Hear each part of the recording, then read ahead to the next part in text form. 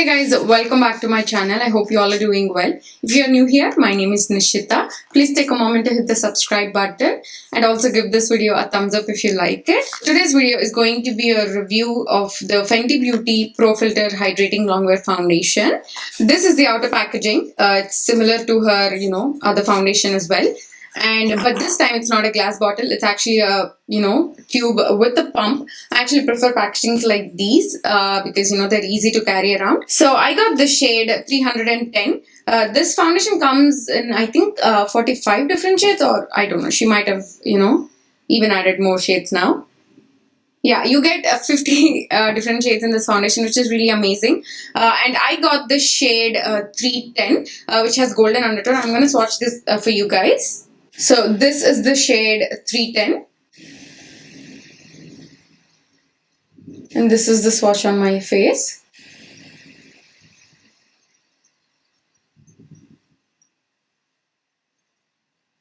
That actually seems like a good match, undertone wise and even the color wise. Now that I'm in California, all of my tan has worn off. In Arizona, I used to tan like crazy. So they claim that it's a hydrating longwear foundation, which is going to give you medium buildable coverage with a natural finish. And it's for normal, dry and combination skin types. This has grapeseed oil and sodium hyaluronate, which is going to, give you that hydration.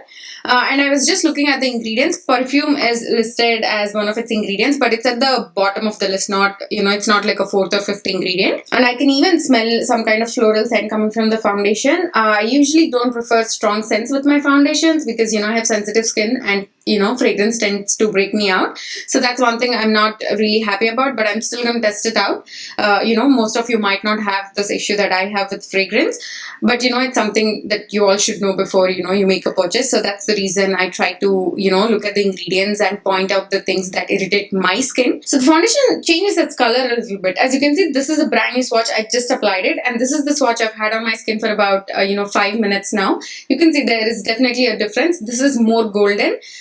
This actually looks more closer to my skin tone than the actual color itself. So it might not be a bad thing it changed its color. So let's see. I'm going to start applying the foundation. You guys know the drill. One side I'm going to use my brush, and on the other side I'm going to use my beauty blender. And just on one side I'm going to apply a mattifying primer. This is from Cover FX. This way I can test out the foundation, how it works with a mattifying primer if you have, combination skin types like I do. Like my T-zone at the end of the day tends to look a little bit shiny. I don't get overly oily or anything, but for the most part, but I do tend to get a little bit shine in here.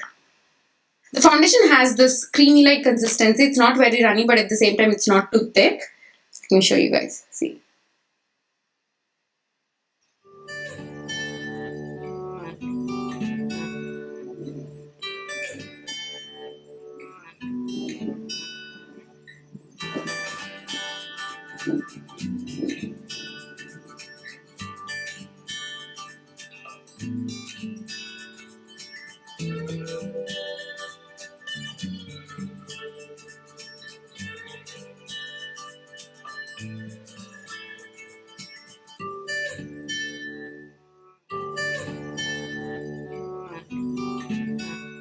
So I'm done applying the foundation. I added about 1 layer of this, not more than that.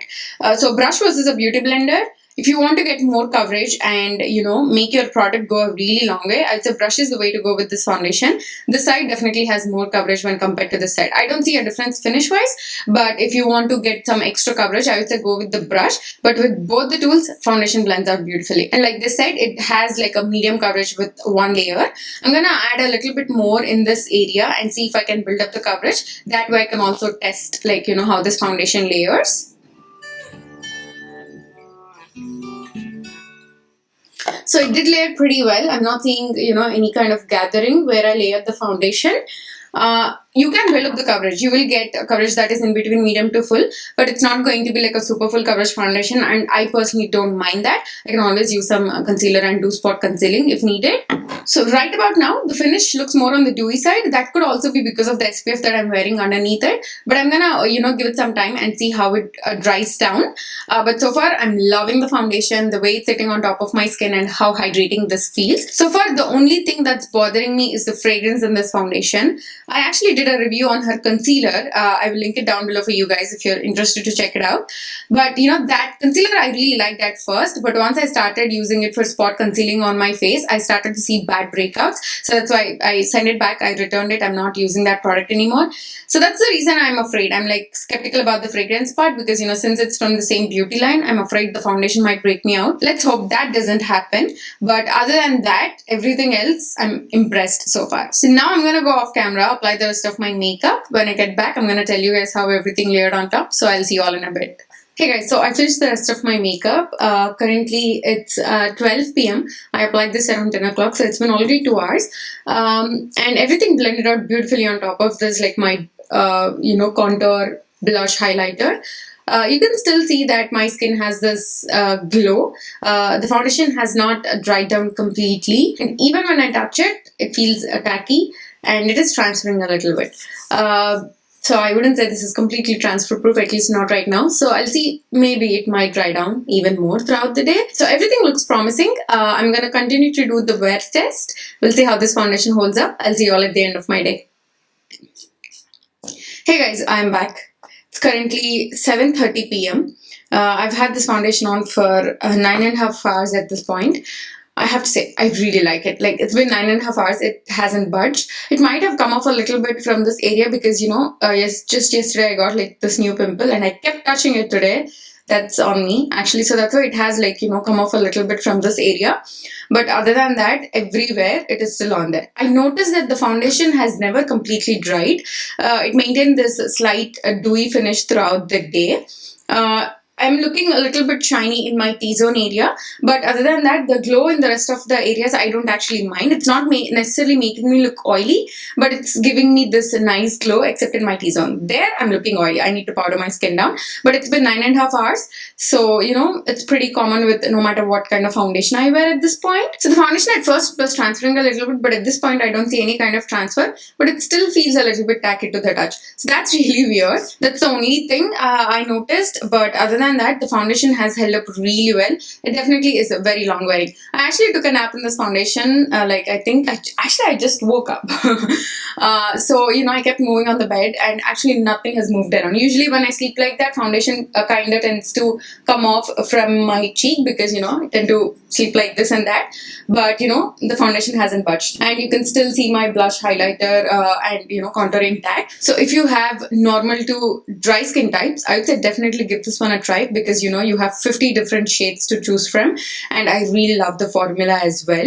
If you have oily skin types, honestly, I cannot speak for you guys. Maybe with the good mattifying products, this might work for you. But even on my normal skin type, at this point, it is looking a little bit shiny in my T-zone area.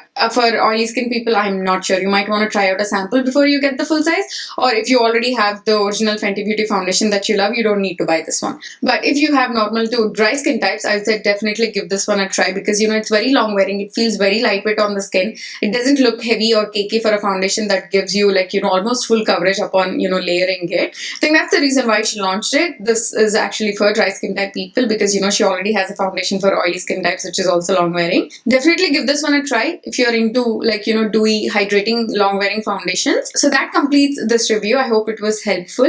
Thank you so much for watching. Please subscribe to my channel if you haven't already and also give this video a thumbs up. I'll see you all in my next one. Bye.